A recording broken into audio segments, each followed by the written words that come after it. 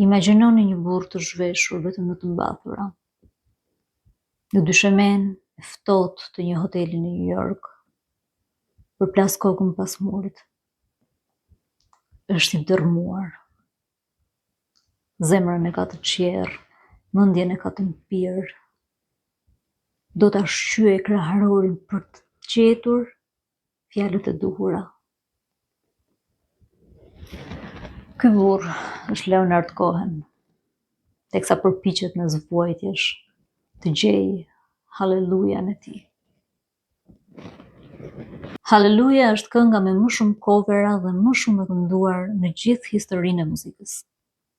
Të paktën një herë në jetë të gjithë e kemi dëgjuar. Por kush mendon se është thjesht një këngë e ëmbël dashurie ose një këngë kishtare, gabohet. Dhe gabohet shumë rënd. Kjo këngë është një brit lufte, jete, dashurie, dhimbjeje, pasioni, seksi dhe mëkate. Dhe këtu ky artist i madh dhe burr i mbushur plot brenga krijoi ungjillin e të sinqertëve, hallelujan e tij. Leonard Cohen nuk e shkroi këtë këngë në një kullë fillesht suksesi, por nga humnerat më të thella të shpirtit të tij. Nga plagët që jeta i kishte akumuluar. Ndonse i pa diagnostikuar asnjëherë zyrtarisht. Ai gjithmonë ka folur në mënyrë të hapur për bipolarizmin e tij dhe për mënyrën se si këto batica dhe zbatica duke sikur ja shkatronin jetën, ja përmbysnin botën. Dhe të quhej ekspert i depresionit. Kalonte nga faza të mëdha të një pune të hyrshme në faza depresioni shumë të fuqishëm. Dhe ishin këto ulje ngritje, këto thyerje të vazhdueshme, që gati ja dështonin të gjitha marrëdhëniet që krijonte me gratë e jetës së tij, me dashuritë, me muzat e tij, siç i quante. Dhe haleluja e tij doli pikërisht nga hiri i këtyre thyerjeve të njëpasnjëshme. Ju deshën 5 vjet për ta krijuar këtë këngë, nga 1979 deri në 1984. 5 vjet ku shkroi mbi 150 strofa. Janë një fjalë goje. Një punë e përkryer ama që gjithmonë shkonte në çdo varg që ai shkruante, kërryente më thellë plagët e veta. Kur më në fund e përfundon në 1984 dhe e dërgon përpara shtëpisë diskografike Sony, në shpresën që ata do ta vlerësonin këtë vepër të tij, këtë kryevepër të tij për të cilën kishte harxuar 5 vjet të jetës së tij. Sony në fakt i thot një shprehje drejtuesi i saj. Leonard, e dim që je i madh, por nuk e dim nëse je i mirë. Sony në mënyrë totale refuzon këngën, duke mos e publikuar as pak në Shtetet e Bashkuara. Kjo ishte një goditje e jashtëzakonshme për Cohen. Imagjinoni një burr që punon në mënyrë të rrastkapitur për të krijuar një kryevepër si kjo dhe i refuzohet. Duke ja mohuar komplet vlerën dhe punën pas kësaj këngë. Dhe pikërisht vargun e tretë më vonë do t'ja kushtoj pikërisht Sonit. Vargu që thot, po ty nuk të intereson për muzikën apo jo.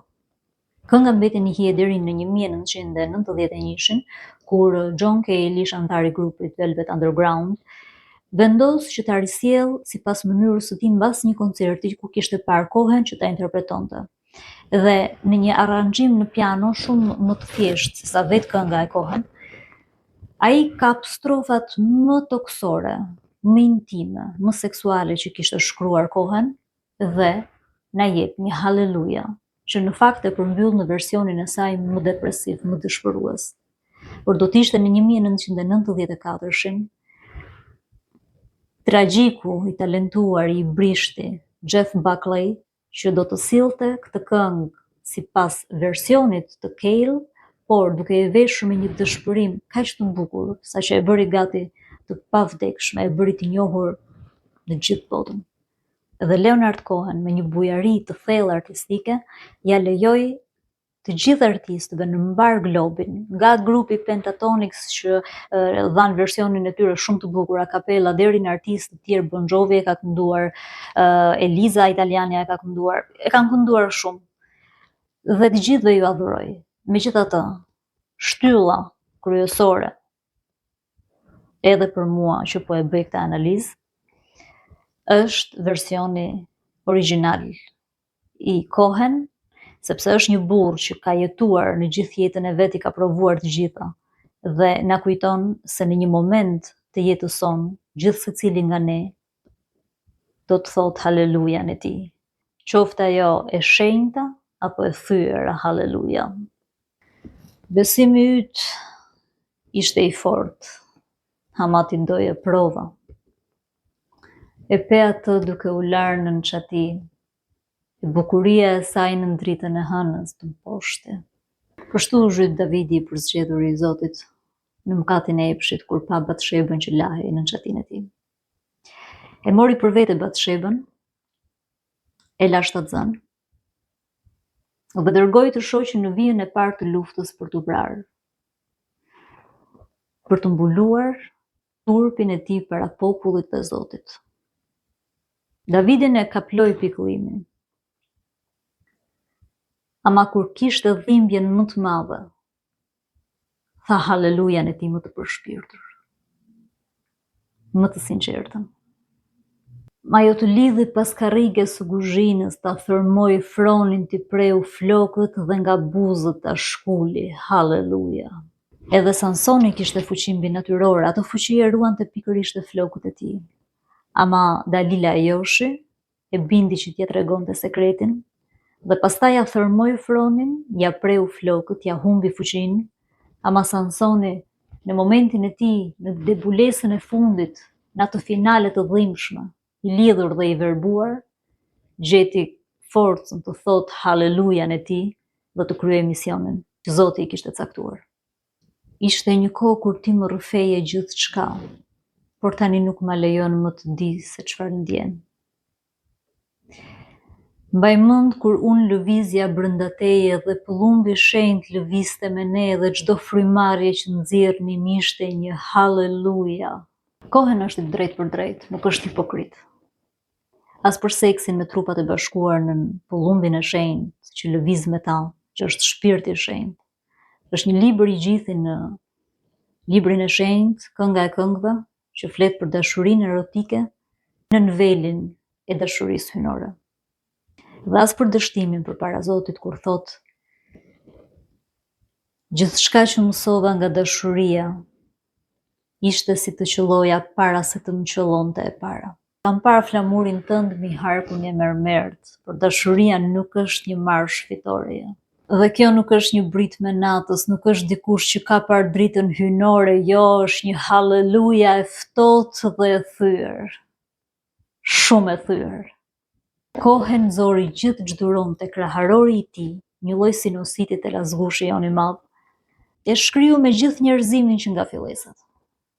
Dashuria, jeta, pasioni, ekstaza, seksi, e shenjta, profania, dhimbja, vuajtja, dështimi. Të gjitha janë aty. Sepse dashuria nuk është një marsh fitoreje. Nuk është e lehtë. Të godet, të rrozon, të braktis, të levetën, të qerë, të shkatron. Por pikërisht atëherë kur je i coptuar dhe i gjunjëzuar për tokë, atëherë ti ngre syt nga qielli dhe thua bëlbëzon halelujen tënde. Aty takon dritën. Aty takon jetën e vërtetë, aty takon Zotin. Leonard Cohen krijoi më shumë se 150 strofa për këtë këngë gjatë gjithë jetës së tij. Ama gjithmonë në koncertet e tij e mbyllte këngën me vetëm një strofë. Përdorte gjithmonë të njëjtën. Strofën monumentale, testamentin e tij shpirtëror. Bëra më të mirën, por s'qe shumë. Nuk munda të ndjeja, ndaj u përpoqja të prekje.